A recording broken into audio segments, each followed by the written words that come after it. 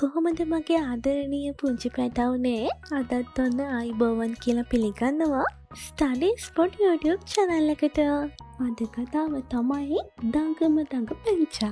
එකෝමත් එක ගමක ලස්සන විලක් තිබ්බා. මේ ලස්සන විලේ හුඟක් ලස්සන හංස පවුලක් හිටියා. හංස අම්මයි පැටව් 4 දෙනෙකුයි තමයි මේ පවුලේ හිටියේ. මෙයාලා අතර හිටියා දඟම දඟ හංස පැටියෙක්.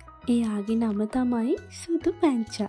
මෙයා නම් හැම තිස්සෙම පුංචි දඟ වැඩ කරනවා. ඔන්න එකෝමත් එක දවසක් සුදු පැංචායි අම්මයි එයාගේ සහෝදරයෝ මේ විලේ පීන ඉන්නකොට සුදු පැංචා දැක්කා ඈත ලස්සන දූපතක් තියෙනවා. අම්මේ අර දූපතට යන්කෝ. මට හරි ආසයි ඒ දූපතට යන්න. මට හරිම ආසයි ඒ දූපතේ තියෙන දේවල් බලන්න. අනේ අම්මේ අපි එහි යන්කෝ.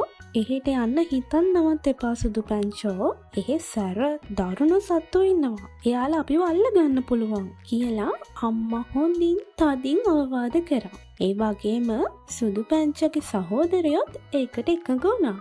හැබැයි සුදු පැංචා නම් දූපතට යන ආසාව අත්හැරියේ නෑ. මම කොහොම හරි ඒ දූපතට යනවා කියලා සුදු පැංචා හිතාගත්තා. එකම එක දවසක් සුදු පැංචා අම්මලට හොරෙන් දූපතට යන්න පිටත් වුණා.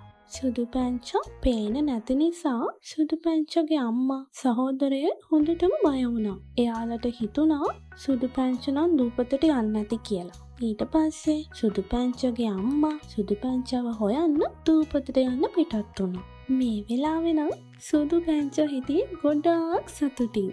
එයා දූපතේ හැම තැනම ආසාවෙන් ඇවිද තමයි හිටියේ. දූපතේ ලස්සන දැක්කලා හරිම සතුටින් සුදු පැංචා කැලෑව වටේම ඇවිත්තා. හැබැයි මේ සුදු පැංචාගේ සතුට නම් ගොඩක් වෙලා තිබුණේ නැහැ. මොකද සුදු පැංචාට ඇහුණා කොටි හාමි කෙනෙක් කෑ ගහන සද්දේ. සුදු පැංචාට බයටම දුවන්නත් බැරි වුණා. සුදු පැංචා හොඳටම බය වෙලා අඬන්න පටන් ගත්තා. සුදු පැංචා අඬනකොට අඬන සද්දේ ඇහුණු සුදු පැංචාගේ අම්මා ඇවිල්ලා සුදු පැංචාව බේරගත්තා. සුදු පැංචා අම්මටයි සහෝදරයන්ටයි පොරොන්දු වුණා ඊට පස්සේ දඟ වැඩ කරන්නේ නැහැ කියලා. දැක්කා නේද දොය පුතේ? අම්මා කියන දේ අහන්න නැතුව දඟ වැඩ කරාම අපි අනතුරේ වැටෙනවා. අපි ඊට පස්සේ අම්මා කියන දේ අහලා හොඳ ළමයි වගේ ඉන්න ඕනේ නේද? මගේ හොඳ පැටවුටි. මම මේ වගේම ලස්සන වටින කතන්දරයක් අරගෙන ඊළඟ සතියේ එනකම් මම subscribe කරලා bell icon එක click කරලා තියාගන්න. ඔයගලගේ අදහස් යටින් කමෙන්ට් කරන්න. මං අදට ගිහින් එන්නම්.